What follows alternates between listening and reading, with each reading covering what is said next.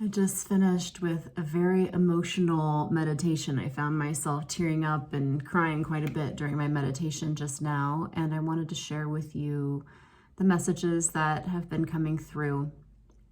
So more and more, it's becoming really, really clear that the antidote to suffering, to worry, to anxiety, to depression, to all these things that make life feel very difficult and hard, the antidote to that is coming into presence, is touching down into the depths of your life right now, here in this moment, not living in the past in your mind, not living in the future in your mind.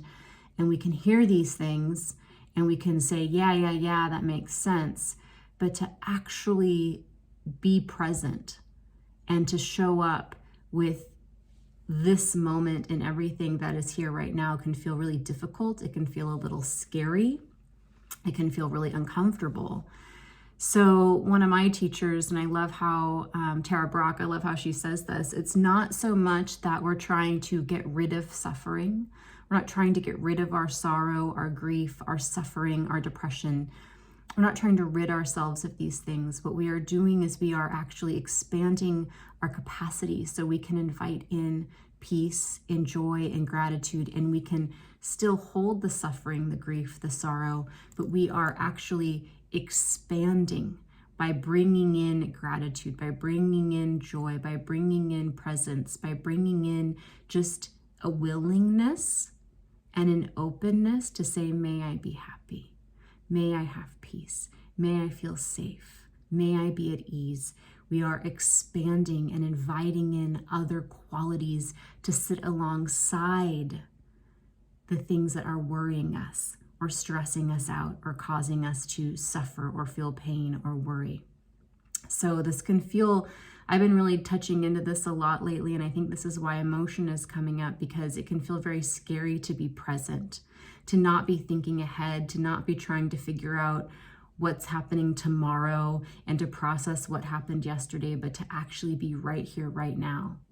And this is where I feel it, to feel the sacredness of this moment, to feel the sacredness of the dirty laundry sitting in the laundry baskets right now. My children's rooms are a total disaster, but to just feel the gratitude for their presence in my life. For those with pets and pet hair all over, it can be so annoying. There's pet hair everywhere, but we wouldn't swap the joy that these precious beings bring into our life. And to give gratitude, thank you for the pet hair. Thank you for the dirty, unswept floor. Thank you for the piles of laundry. Thank you for just this preciousness of life and living in this moment. And this creates space and room for us to allow everything to be exactly as it is. And that right there is where we are not dependent on happiness or peace coming from outside of ourselves, but we are allowing everything to be exactly as it is. We're not trying to control it. We're not trying to change it. We're not trying to fix it, because we enter into a space where we realize there's nothing to fix. There's nothing to change. There's nothing to improve, but all of this is sacred and lovely, and it's in these little details that we expand our capacity.